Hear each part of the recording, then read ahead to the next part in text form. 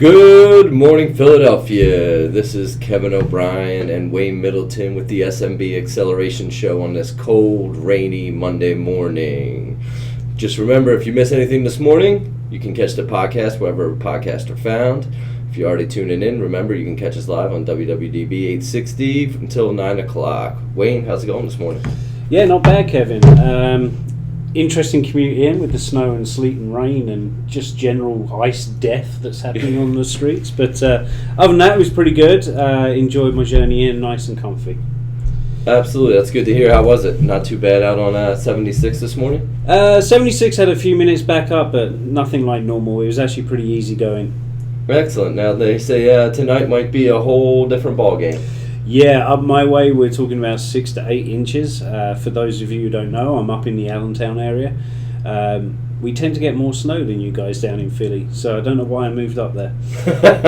You know what's funny? Having once lived in the Lehigh Valley, I was trying to explain that to somebody who was down in Philadelphia for a meeting where I was like, there's no way I'm going to be getting in there today. And he was like, I don't understand. It's like flurries and some sleet. And so I went outside and I took a video and I took a ruler and stuck it in. And I was like, no, there's like 10 inches here. Yeah, I've had similar challenges with former employees also. And normally the video does the job, right? Yeah. It is. It's amazing that, short mileage truly, makes such a difference. It does. And the elevation and, all of a sudden you're like, wait a minute. Yeah, and it's not that bigger elevation either if you think about it. So anyway, yeah. So what we got in store for us today on the show? Well, I guess the biggest thing is good old Cyber Monday, huh? It's Cyber Monday, yeah. For anyone who hope you all had a good Black Friday and a great Thanksgiving. We're waiting to see some information about how sales were overall on Black Friday. I think there may have been a slight dip from what I have understood so far compared to last year. So be interesting. And then Cyber Monday is always interesting because it'd be, what we have seen or what I've noticed in trends over the last couple of years is Cyber Monday tends to be when most people go kind of semi-ballistic on things like Amazon and other things. Absolutely. So it should be interesting to see how this all pans out. Yeah, I saw randomly an article, I can't even remember where. I guess it was just kind of randomly, skimming the news, and it was someone writing about their trip to Best Buy around like 11:30 on Friday, and they said it was packed. More than they expected. Yeah, electronic sales are always high at this time of year.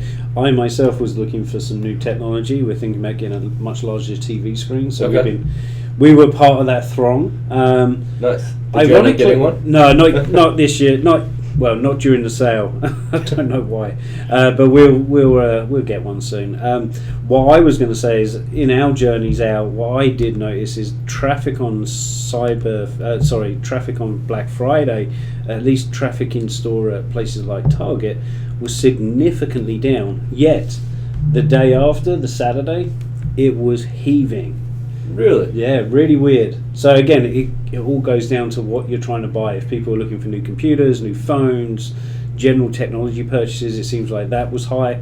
For your other things, trying to get that early Christmas present for your kids or whatever, that tended not to be the case on Black Friday. They waited until Saturday, so maybe it should be called, Silver Saturday or something like that. Who knows? I'm going to make that. If not, I've coined it. I'm trademarking it, and on we go. You go running with it. All right. It is a great thing to even that point. If you're a small business owner looking to upgrade some computers or TVs in the office, appliances. Today's still a great day not to get out there, and it's probably even better day because you can make a purchase without having to leave the office. Exactly. Yeah. So if you want to get that latest iPad or you want that latest computer, whatever it is, go for it today. It's going to be probably your best prices you're going to get. Yeah, absolutely. Have you actually, speaking of the iPads, have you tried the iPad Pros at all? I have. I've had the Pro, just trying it out. It was someone else's. I was trying it out, testing it. I have to say, the pen that you use with it is fantastic. Okay. From my point of view, typical art type person, I'm sitting there doodling and sketching with it, and I have to say it was very responsive. You didn't get this lag between your pen stroke and the visual. It's super powerful. Again, you know what you're going to get with Apple. It's going to be very slick. It's going to be very closed network, so you can't really expand it too much. But yeah, I mean, it does everything you need it to do, really. Excellent. No, Just I, bigger. somebody told me that that is also in the art field and does a lot of drawing, sketching, was raving about the stylus.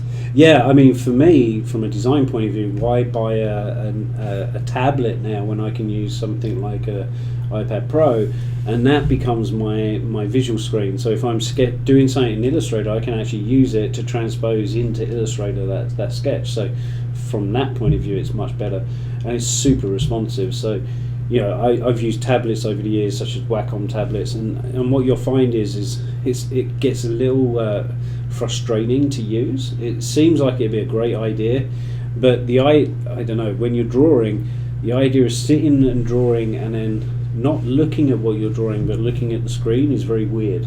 So with the tablet, you can actually use it more like a pen and paper, so it feels more natural.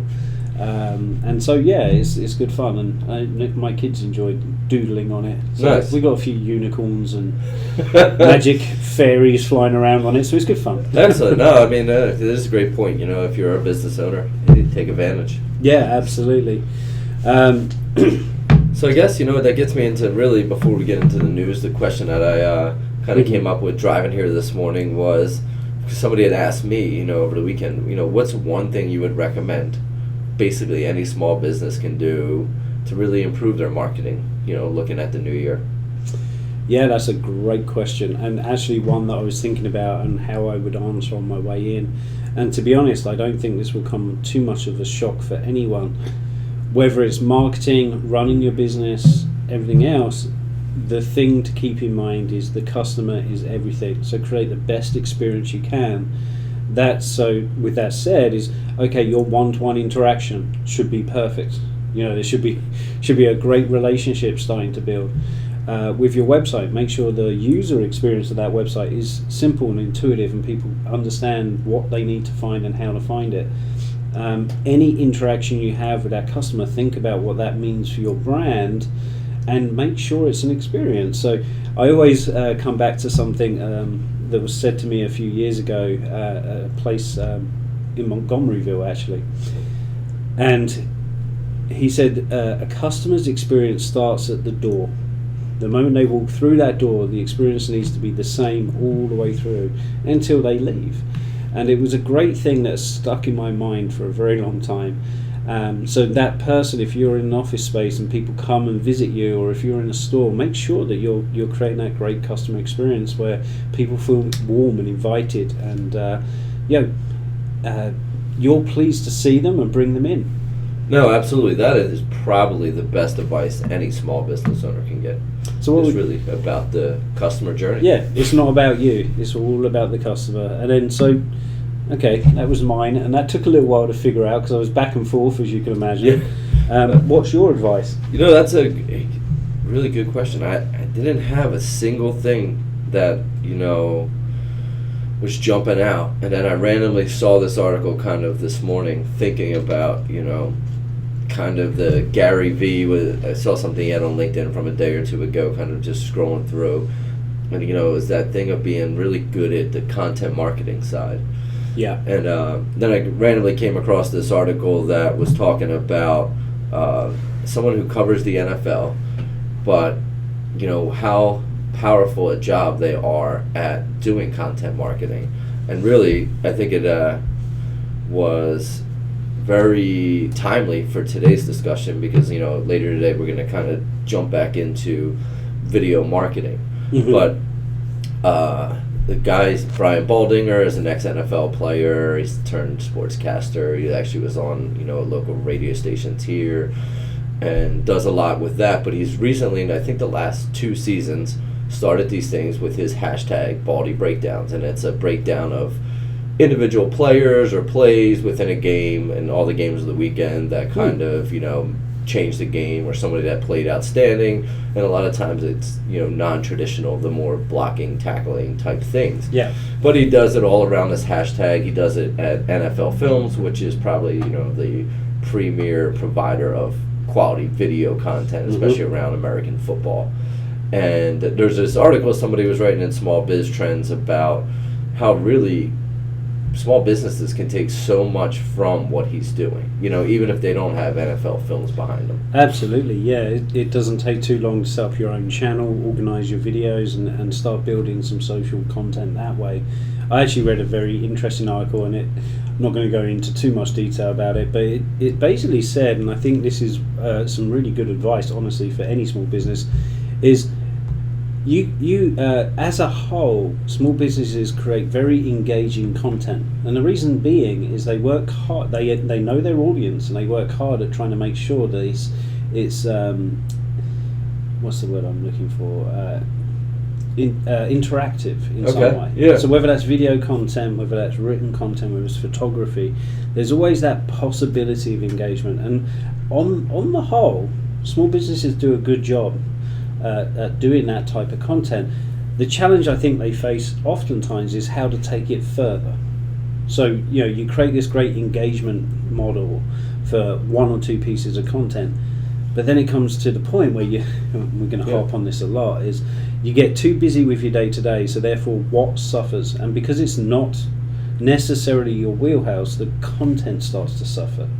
So if you think about what we're both saying here, great content marketing is critical, but also that customer experience.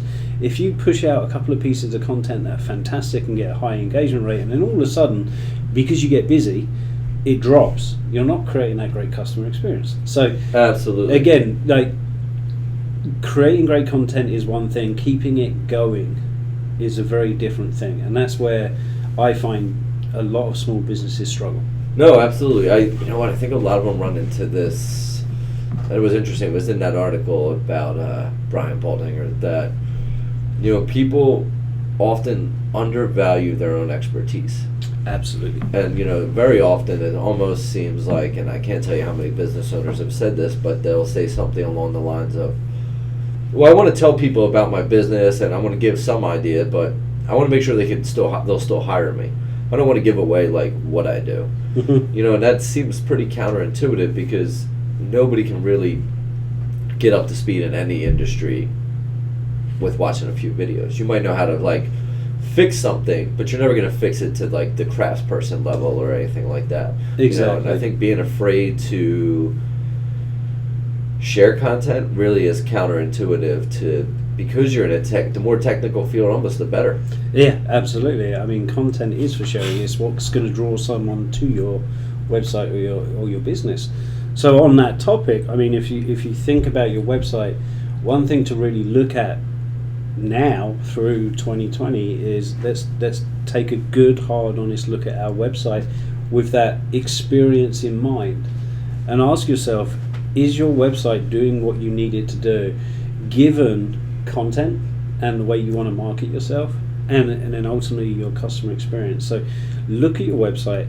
It's very easy. Ask yourself 4 or 5 questions. Can I find what I need? Is the overall impression of my business what I need it to be in terms of how it's written, in terms of how it looks? Does it look a little old? Is a thing starting to break down a little bit? It's really worth taking a good hard look at your website, because that's really your new shop front. It's your window store, as I like to think, the window to your store. So take that good, honest, hard look at your website and start asking yourself those questions. Is it time for an upgrade? Is it time to maybe switch out from your Wix website and upgrade to a WordPress where you can actually publish content quicker and easier? Is it time to introduce marketing automation to lift some of that pressure on you? These are all great questions to come into the new year with, and as we cycle out from the end of the year, where hopefully we've all got a little extra budget that we can afford to do something, start looking and think about that upgrade. And again, I'm going to plug us here. If you do find that you need an upgrade, we're only too happy to help you through that process, whether that's providing you the questions to ask a creative, or we can design and build your entire website for you too. No, absolutely. That's a great point. I think the website almost sometimes gets overlooked when people see social media, this and that, but really, I mean, at the end of the day, somebody's going to validate you by your website. Yeah, and again, this is an old adage, but stick with it. And you probably heard this in, I think, show 2.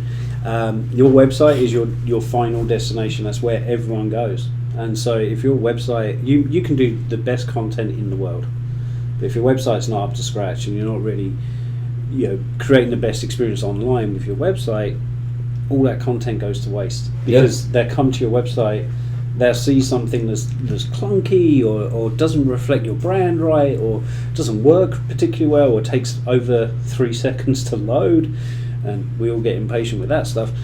And then all of a sudden, you've lost that great experience you created with the content in the first place. So your website is the center of everything you should be looking at, and it's the final destination. So is it converting right? Do you have the forms in the right place? Are you asking too many questions in your forms? Do you have an FAQs page?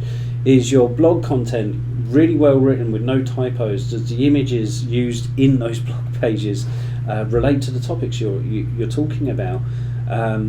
If you take a good hard look at your website and can honestly, hand on heart, say, hey, my website feels done, I challenge all of you, because there is no such thing as a complete website. Websites are never finished, they constantly evolve and grow. No, I think that's another great point. I think the best companies, small or large, realize that they're constantly iterating on the website, or adding new pages or new content around blogs or video, or there's a lot of, I guess, ways to skin the cat, so to speak. But I think it's a great point. If your small business hasn't redone a website in 3 to 4 years, I would say. So I was going to say, what did you think? 3 to 4 years is about that time frame. So if you haven't done it in the last 4 years, it's probably time to buy yourself a holiday gift of Wix, Squarespace, WordPress, one of the above, and get to working on some new website. Absolutely. I think this is worth pointing out too. A website doesn't have to be this overbearing exercise, because quite honestly, and I've been through this on both sides, the mere concept of rebuilding your website is quite frankly terrifying. It doesn't have to be. And I think that's the beauty of having this show and having us talking about it, is you can actually make incremental updates to your website if if you've got a solid foundation. Even to create a brand new website from scratch these days really shouldn't be one of those $20,000, $30,000, $30,000 initiatives. It should be more, certainly much more affordable than that. And then again, with that view of my website is never complete, every update you make after that, whether that's to the look and feel, whether that's introducing some new elements to the website, those should be much more incremental, much more cheaper, and more manageable as a small business. If someone comes to you and says, hey, I can build you a website for 20 grand, sure, they probably can, and it will probably be a great website, but it doesn't have to be that. You can actually get by with $1,000 or slightly cheaper at some times as a starting point, knowing that you're going to grow and expand that website out. Yeah, and I think that's a great point. If you're the small business owner that's stuck on budget, then you should probably be willing to take up the content angle and at least be the person that's going to write, iterate, and possibly edit the content, because that subject matter, whatever it is, from landscaping to wealth managing to insurance or whatever you do as a small business owner. You know that better than everyone. You should be able to write the best content about you and your business, Absolutely. And you don't have to be a great writer. What you can do is portray the idea and then work with a writer to put the words into a more readable format. The other thing to bear in mind is, if you think about your website logically, there are certain pages that all websites have. And those are what I call your evergreen pages. It's your home page, your about page, your services page, your contact us page. Just at a minimum, that's 4 off the top of my head. Sometimes you have pricing in there as well. Those particular pages really remain the same. They're the core of your brand message. Anything beyond that, so where you start publishing content such as blog posts, or you're putting content out there such as ebooks or white papers or case studies, those pages are actually more fluid. And because those are the ones that, honestly, as Google spiders out, those are the ones they're looking at for relevancy, timeliness, and everything else. So they're when you think about your website in that way, you'll never touch those 4 to 5 core pages But the other pages you're going to have that revolve around content should constantly be getting updated and refreshed. And so therefore, if you're managing your website, you've only really got to worry about creating that great content. The rest of it is taken care of. That's a great point. Yeah. Do you need, and this is where we was getting into that discussion before, what kind of content management system do you need? How complex does it really need to be these days when you really think about it? If you're primarily blogging and using your social channels, all you really want to do is make sure your blogs are getting out there, that there's a sensible and smart connection between your website and the social media world. But other than that, you're never going to touch those core pages. You may create landing pages, so okay, you need a template. Well, if you look at any website for the last 5 years, beyond the what I call the great experiential websites, a business website, if you look at all of them, they're more or less foundationally the same. They have the same kind of component elements. It's like a Lego kit or Meccano kit. You just tweak the look, the skin, the look of it to fit any particular client, but underneath it, the nuts and bolts, the engine that's running it, they're pretty much the same across. I could pick on 10 websites off the top of my head and tell you exactly what all marries up. No, that's a great point. Really, that is. I mean, you kind of did just disarm, one of the biggest, I feel, issues small business owners have, that, you just told them they only need 30% of the website to constantly update. Everything else, you can kind of leave static for a year or two. Yeah. And go back to. I mean, what you're trying to keep up with by reinventing your website is you want to create a better experience, you want to change, you want to enhance the coding so it performs better, you want to, when we're talking performance, we're talking about page load, we're talking about optimizing your images, you're talking about optimizing for SEO, even on those static pages. That's kind of a once and done deal. So once you've got that, underneath it is the rest of it, it's your content. And so therefore, when you're doing these websites, again, you don't have to do it all in one. You could you could buy off one piece of it to start with. You could do the front end portion of it and get that straight, so your brand reuse the content and just or you can flip flop that and just concentrate on your blog articles or your ever evolving content palette. There's so many different ways to do it, but again, if where warning flags go up for me personally is if I hear someone say, hey, yeah, you need a brand new website. Well, very rarely do you need a whole brand new website. What you need is a slight update, a refresh. Absolutely. Well, we're going to go to a quick break. When we come back, we're going to be talking some more about last week's topic of small business video marketing. It's such a game changer for any small business owner. We just really wanted to kind of dive more in depth on it. But before we go, just a reminder, if you miss any of the show, you can catch it on our website, smbacceleration.com, or catch the podcast anywhere podcasts are found.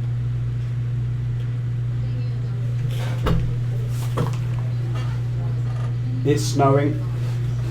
Oh, yeah. Oh, yes. Lovely. Ugh. It's been a long day. I don't get out till 7 o'clock tonight. I can't work anymore. I can't work in this kind of environment, dude. Is that better?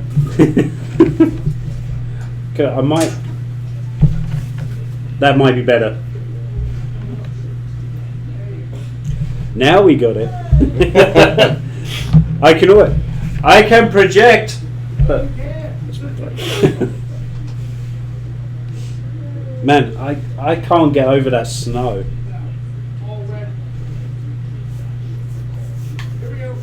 All right.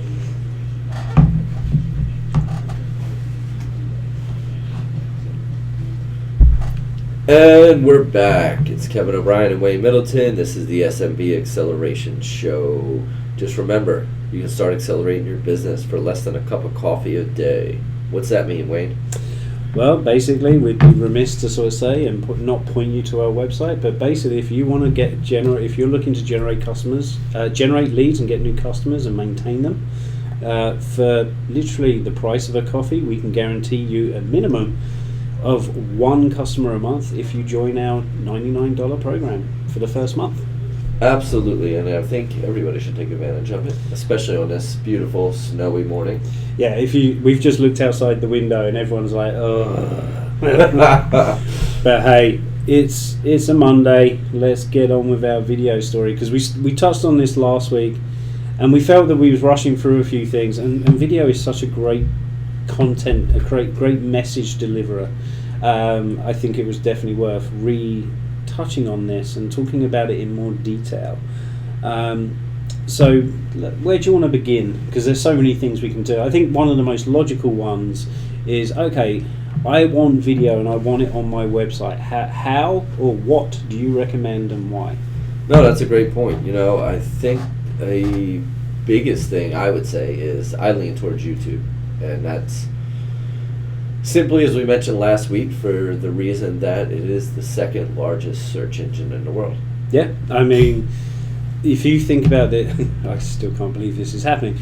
So if you've been on YouTube at any given point and you're looking up, like I look up fishing things all the time, but you can look up marketing things as well. You can actually find us on it too.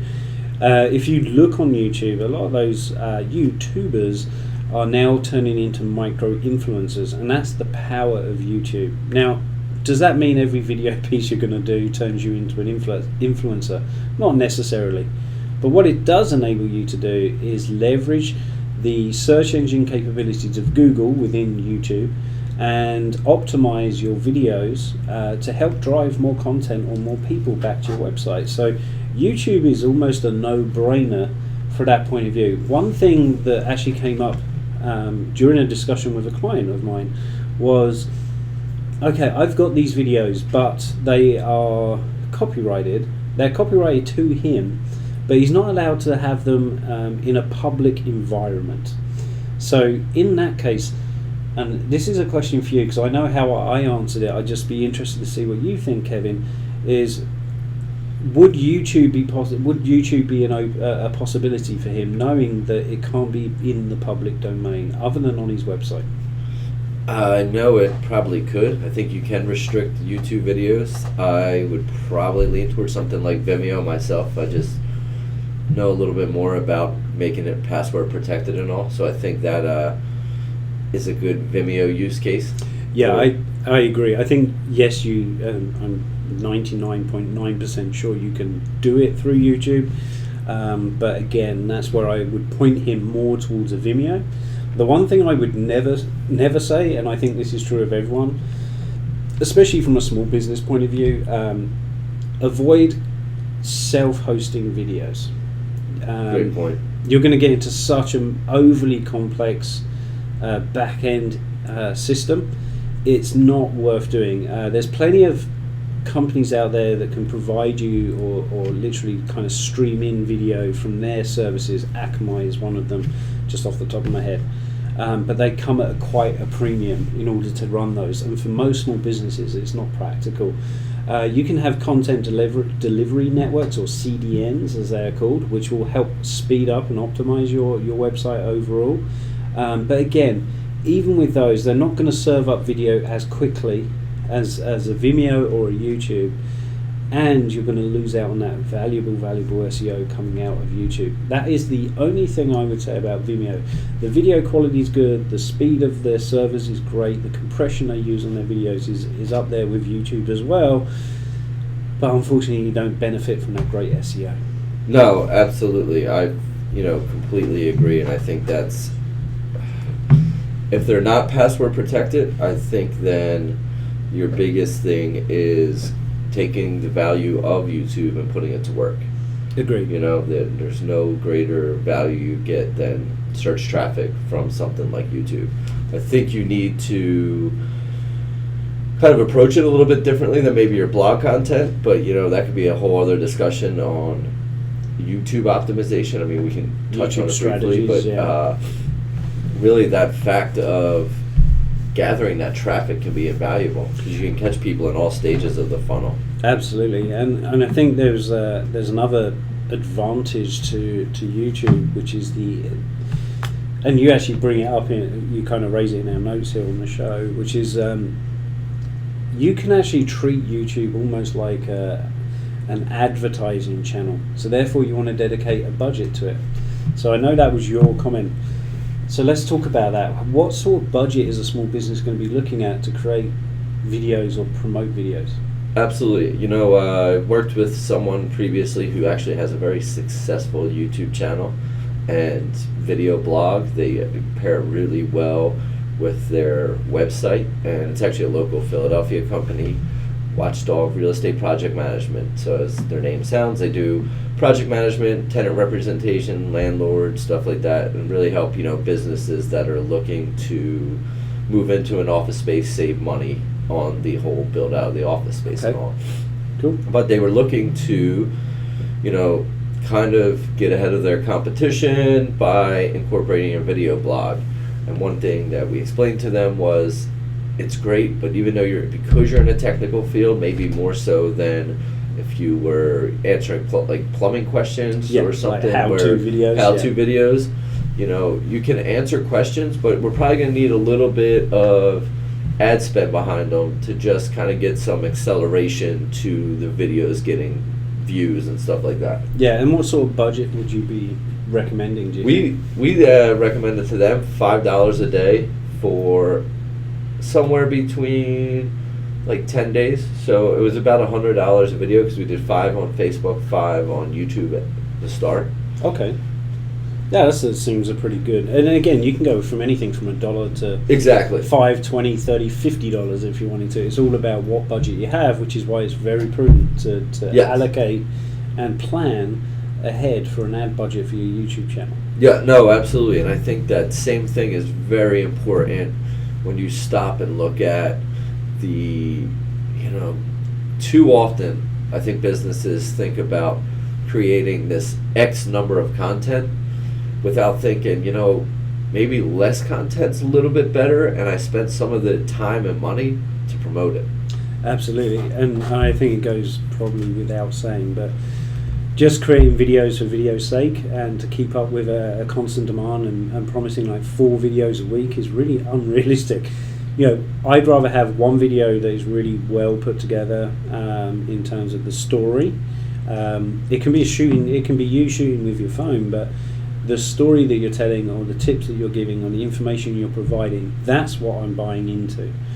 So therefore, you know, less is more in this case. If you can create great videos that are 1 minute to 2 minutes long at the top end, and the story's compelling or the information you've got is very engaging, that's priceless. I'd rather have one of those a month almost than 10 kind of videos that are really like, not so good on the content front. Yeah, no, and absolutely. And the same thing I think kind of holds true for just about any video you're going to do. You're going to put time and money, and if you're going to create a explainer video, say, not about your services, let's just say about your office. Mhm. So as we kind of mentioned last week with the orthodontist you're working with, he obviously has a great staff. It's a great thing to portray them and get, you know, potential clients knowing them before they come in. Absolutely, yeah. So you're definitely in for some money in coordinating the whole photo shoot, whether it's later in the day, earlier in the day, you're taking less patience while you're shooting around it. So there's like a monetary cost involved with creating the video, in addition to the videographer to set up everything. Absolutely, and again, even there is like, you know, again, we talked about using your phone and doing cheaper versions of it, but if you really want to focus and hone in, there are great videographers working at a much more affordable rate than they used to. So it's worth investigating that option to use a videographer, if for nothing else, just to set up the shots, help you create that story, and then visually bring it to life. I mean, you know, we're starting to talk about what we're getting into here really is optimizing for YouTube, right, or optimizing your videos. So Great point. you know, let's take this a little bit further. So if you're using a videographer and you're working with them, let them do their job. They're the experts at this, and so they'll be able to look at things and set up the shots and the scenes the way you want them. Be patient with them. It can be a frustrating process working with videographers in general, but for the most part, they talk you through it very well. They're great directors in their own right.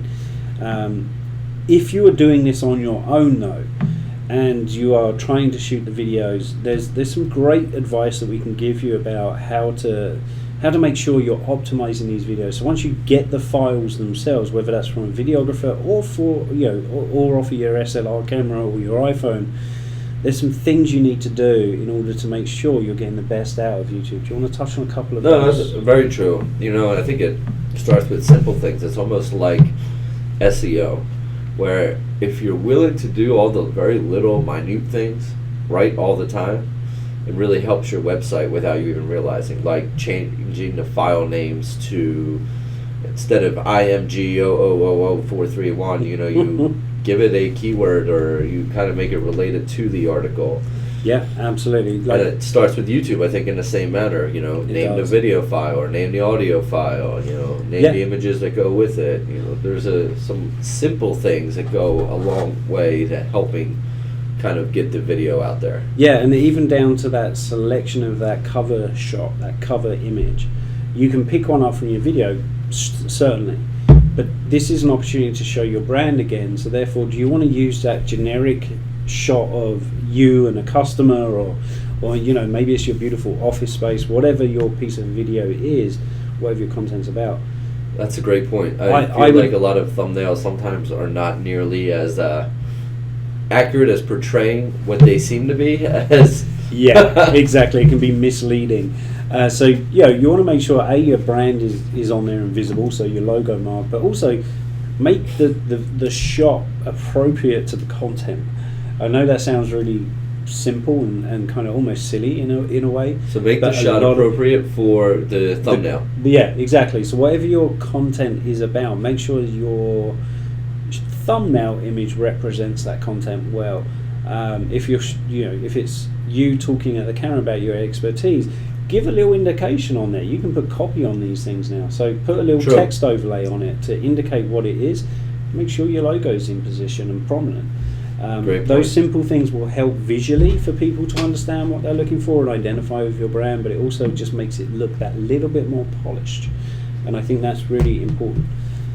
Even then, you know, when you're thinking about optimizing, you know, the title of your video is crucial, right? Because that's where the starting of the magic of YouTube comes from. Absolutely. So we got some tips here for, you know, when you're creating those titles for your video. Don't just call it John talking about new plumbing extension for sinks.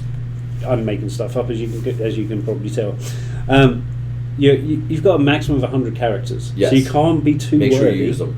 Make sure you use them. Don't leave it hanging short. Don't make it intentionally a short title, but make sure it's got some keywords in there. Whatever's most important to the video.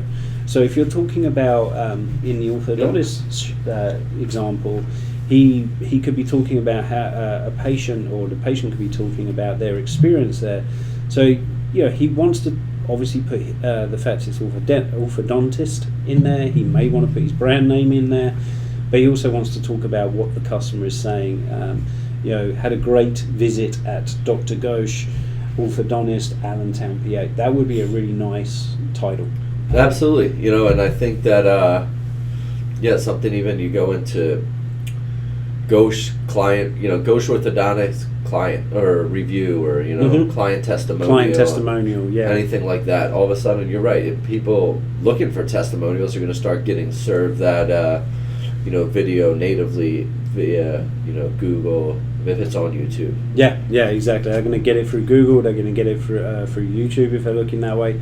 Yeah, other things to look for is if you're producing a video and you're talking about, it's almost like an explainer video of your software or technology or whatever, you know, make sure you put it in there. It's a how-to, or it's an explainer video, or you know, if it's about something or understanding. These are great keywords to kind of really focus in on, because that's typically how people search using YouTube. Is, you know, think about it, how to play piano for beginners. Yeah. That's a very common term used. So you want to make sure, if you're doing how to play piano for beginners, you want to make sure that's in there and part of your keyword structure. Absolutely. So in the orthodontist example, it's something like how to choose a new orthodontist, or how to choose an orthodontist office, or you know, orthodontists in the local area, and whatever your local area is, like obviously include your local area in your title. That will help. Oh, so that would even go further for as far as optimizing. It would be worthwhile to create a video around each office. You know, Exactly. So if you've got orthodontics. if you've got multiple locations, create a video for each location so that every user, if they're in your catchment area, bearing in mind that you can geolocate a lot of this stuff as well, make sure that you're showing your your Allentown location, your Philadelphia location, your Quakertown location. Absolutely. Make sure you're showing those and then optimizing that title to help. No, that's a great point. I think, and that kind of leads into the fact that you have 5,000 characters in the entire, body of the video. So you have to think of it as its own web page itself, right? Where you're like, okay, this is a web page.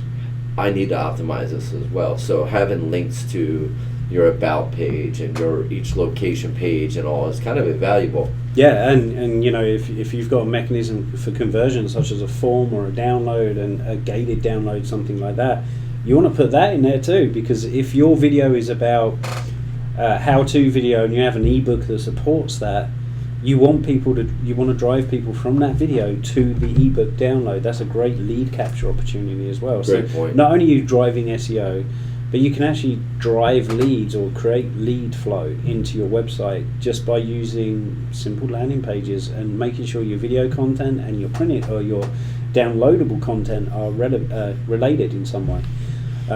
So for a small business owner, would you lean towards video content creation over blog if you only had time for one or the other? If I had to choose one, I think I would, because I can drive more. I can drive people to my website, to a conversion point. Whereas on a blog, it's great for doing your thought leadership and showing your knowledge base and everything else. But honestly, it's harder to get people to read a 5,000 word web page, basically. Yeah. Whereas a 1 minute video, that's pretty digestible, or even a 30-second video. These are all very digestible pieces of content that if you plan it right, you execute it right, and the story's good, you've optimized and everything else, not only can you get people to see that video, you can drive them to a conversion point. I mean, that's lead generation 101. I want to have some mechanism to convert someone, whether that's through a contact form, email sign up, whatever it is. So yeah, I honestly would say blogs are easier because it's all about your time and creating it. But honestly, the video is going to get you a much better engagement rate and a much better conversion rate. That's a great point. In my opinion. I think, if you're a small business owner who's either A, willing to be on camera, or B, has an employee willing to be on camera, it's having that setup is absolutely could be a real game changer as far as your content creation. I mean, once you got it down, you could kind of, even if you hire a videographer and work out a monthly deal, they come in, 2 1-hour segments. All of a sudden, you probably have being able to cut the video down in a 30, 60 minute. You're probably putting out a video a week or two. Yeah, I mean, that's a great point. I mean, I love the idea of renew, reuse, and recycle, right? Yep. So when you're creating this content, even if you're creating a blog post, and let's go back to basics of content marketing. If you're creating a blog post or an email or something along those lines, think about how many different ways that piece of content can be communicated. So for videos are a perfect example. If you're going to create an hour's worth of video, not all of it is going to be great. Like, it just isn't. Whether you're doing it yourself or working with a professional, that whole hour is not going to be great. But in between there could be 30-second clips that are great, 10-second clips that are great, or 50, a minute maximum, 2 minutes. You can reuse a lot of this content. You can break it down into smaller pieces and then use it through your social channels. Use it on your Facebook page. Use it on your Instagram posts. If you're working with blog posts, as you read this whole story or blog article, is there a piece in here that I could turn into a quick 30-second video? Whether that's promoting the blog post piece or whether it's building up or talking about your brand, can I leverage that one piece of content in multiple ways? And I think that's the magic of content marketing, is reuse, renew, and recycle. That's a great point, because you really can get a lot of legs out of your content and video content if you're using it in that aspect, if you're starting big and thinking small. So, if that 5-minute explanation on a service you offer or a technical topic can then be broken down into 5 tips. Yeah, 5 tips, and each are a minute or each are 30 seconds, so you get that extra, and all of a sudden you have 8 social media updates, 7 blogs in your YouTube channel, because some of them can just be tips, some can be the longer ones. Yep. And even, bear in mind, if you've got, let's say, 25 seconds of great footage, and this could be a 25-second tip or a 30-second tip, you still got an intro, which will be the explaining what the video is about, featuring your brand, and you have an outro, which could be a call to action, can drive someone to something. So once you've got those 2 elements, top and tail of any video, anything you put in there is all about the length of that video. And so you can have 30 seconds, 20 seconds. You can still pad with at least 10 seconds, 10 to 15 seconds either side for your intro and outro. No, great point. And I guess, that's really the big thing. If you're going to spend the money or time is money, as we all know, the thing you need to do is promote your videos. So, do you have any good recommendations on how you would go about promoting some videos? Trying to think of them. Call me off guard. So ways I would promote. I don't know, let's talk about that. What I would use video in terms, if I was doing ads, retargeting ads, it could be interesting to try some video snips in there, like a series of how-tos, broken down into 5 tips of improving your working environment, to how to use this really cool device that you've just purchased. I could do a bunch of how-tos, or looking to purchase something. You can do a bunch of how-tos, how to use it, how to get the best out of it. You can do that and do it as a retargeting effort. No, that's excellent. And I think even kind of what you mentioned earlier, the $5 an episode of YouTube ad spend or Facebook ad spend, both are huge. You could, maybe if you have an email list, send it out to everybody. List. Yeah, if you're using Instagram, and even if it's especially if it's a customer testimonial, pay the extra to boost it. Pay a little bit to boost it for a week and see if you get more people coming to your Instagram page or to your website or to your Facebook group. Again, it opens up a world of possibilities just by being able to create that one singular piece of content, breaking it down into a few smaller parts, and then reusing it through all the different channels, through their paid or organic. You can still get a lot of traction out of it. Absolutely. One last thing I'd like to add on it, which I think is really a genius idea, is especially if you're on the G Suite, adding the YouTube link to your signature comes up as a little mini thumbnail. Yeah. And I think that's just such a great way to get your video content out there. Get everybody in your organization to add a Gmail video link, and all of a sudden drive up some kind of extra views, and that kind of helps the YouTube algorithm, realize that, this video is trending up, I should keep serving it more. Yeah. And it really kind of builds on itself. Yeah, and also what it helps do, depending on what you're trying to achieve with your videos, if you're creating how-to videos, or you've got a piece about an ebook, it gives you the opportunity to promote it more. And so therefore it really helps the individual receiving your email have a piece of content that's helpful and instructive. Absolutely, I completely agree. And you know what? We're going to go to break, and when we come back, we're going to talk, Wayne, about a question I had for a small business owner that came up over the Thanksgiving holidays. Cool. But before we go, just a reminder, if you missed any of the show, you can catch it on our website, smbAcceleration.com. You can catch it on the WWDB860 website, or get the podcast anywhere podcasts are found. All right, this is Kevin O'Brien and Wayne Middleton. We're back with the SMB Acceleration Show live on WWDB 860. Remember, you can also catch the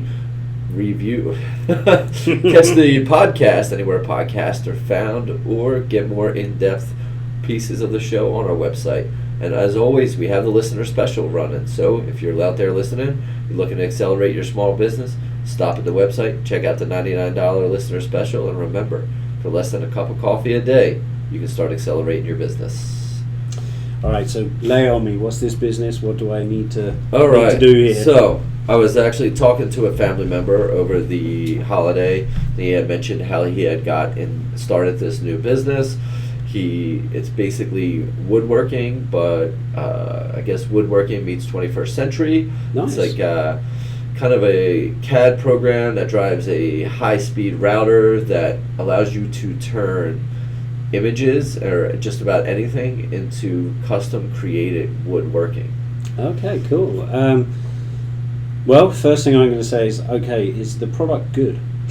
Yes. Good. Actually, the images I'm actually showing, looking at a few images. are it's pretty amazing. He actually brought one over to Thanksgiving for my parents have been doing Thanksgiving for like 40 years, so he did a really cool one for them, established or started and all. And the picture we're looking at is actually the Philadelphia skyline that has a lot of nuances of the building and all, and it's incredibly detailed, folks. It's got windows, it's got spires. You can definitely identify what buildings are being promoted. Yes. It's even got some of the cranes on the new Comcast building from what I can see. So it's incredibly detailed. They're really nice pieces. You have a note here that he's at the moment they're just on Facebook and Etsy. Well, that's a good start, right? Yes. Let's be honest. But Etsy is one of those particularly interesting channels because it's saturated. Let's be honest. The other thing I would definitely start getting them to do is so let's get social media out of the way. Yep. Let's set up Pinterest. Let's set up Instagram. Let's get on Twitter if we can, although Twitter is starting to, I don't know if you folks are aware, but Twitter is starting to slow down. Okay. So Twitter is less of a focus for me, but definitely Pinterest, definitely Instagram, because I can start promoting those things. There is a huge network of people that are into woodworking, not only from a practical side, but also people love to have that kind of natural stuff around the house. And just looking at a couple of the pieces, he's got... we've all done it. We've all been into Michael's or a Hobby Lobby or something like that. You walk around and you see that signage, that decorative signage. Mm-hmm. And for some reason the wife buys it. And you're like, where do I put this? Okay, it's going there. That's cool. But it looks nice. It really does. And, there's definitely a marketplace for it. So building the social channels to start. Yep, that's great. That's guaranteed. So Pinterest, Instagram, really Facebook. Yeah, there's TikTok, which is fairly new too, so I'd explore that purely because of the video aspect. Okay. It's another opportunity to do some video, right? Absolutely. So obviously I want a YouTube video. I'd love to see this thing in action. Why not show some of the secret sauce to it? Let's see it in action, let's see how it works. So that's what I would do. And I don't want to specify, I don't want to focus on one channel specifically. I want to use all those channels, whether that's through photography, through video, telling the story, how you started, what's unique, yada yada yada. And then is it important for someone like this to have a website? Yes, like any business, you need a destination for someone to go. Why not make this, and I'm going to use horrible words here, Kev, build a Shopify site. So you've actually got a means to sell it. Yes, you can do it through Etsy, but why not have your own property where you can drive and maintain and manage your brand in the way you want to? So do it through a Shopify or an e-commerce site, a simple WordPress e-commerce. That's interesting. I know nothing, honestly, about Etsy. So I kind of know nothing about the ecosystem of it or anything. But he was kind of expressed the exact things that you were saying, that Etsy has a ton of traffic and it looks like it would be a great place to be a marketplace, but how do you go about getting found? So I guess the Shopify store is a great kind of bridge into Etsy. Yeah, the challenge you've got with Etsy is you're just one of millions of people doing similar crafty things, whether that's through wood or other mechanisms, and honestly it's luck of the draw as to whether you stand out above anyone else. Yeah. So for me, I'd rather have my destiny in front of me and be able to control it somewhat. So that's why I would recommend building an e-commerce website. Pretty simple. No, that makes great Great suggestion, and really, I mean, I think that's probably the way he should probably look to go, is start really focusing on social media. He's already doing well on Facebook Marketplace. He also he needs a logo. There's no, I don't know if he has one. If he hasn't got one, we need to build out a logo. We need to kind of start bringing some brand to life. That's actually a really interesting point. I didn't even think of that, but you're saying just looking at the images, they should be watermarked on there. Absolutely. Use the phone app and. Yeah, I mean, it doesn't have to be complex. Just create a simple logo. Make sure it's on all your images. When you're building your channels, think about your headline image and your logo image. Think about what posts you're putting out there, why you're putting them out there. Just showing the product itself is one thing. What's the story of the product? What else can a customer get from it? Can they create their own custom designs? And I guess that's where the website really allows you to shine, because you can really differentiate yourself on return policy, who you are, Exactly. what makes you different, why their pieces are quality versus the competition or the million of other people, out there. Yeah, you just look more legitimate. And I think that's honestly what, as a starting point, that's probably what I would suggest doing. Oh, perfect. Well, I'll have to take it back to him, and then we'll keep up with how it's going. Awesome. Well, everybody, I hope everyone's having a great snowy Monday morning. That's about all from Wayne and I, and this is another episode of the SMB Acceleration Show. Just remember, with a $99 listener special, if you weren't able to catch any part of today's show, you can catch the show on our website, smbAcceleration.com, or anywhere podcasts are found. Any last closing thoughts, Wayne? Just thank you to everyone here at WWDB. It's always a pleasure to be here, and stay warm, people. That sounds good, and thanks to Dan.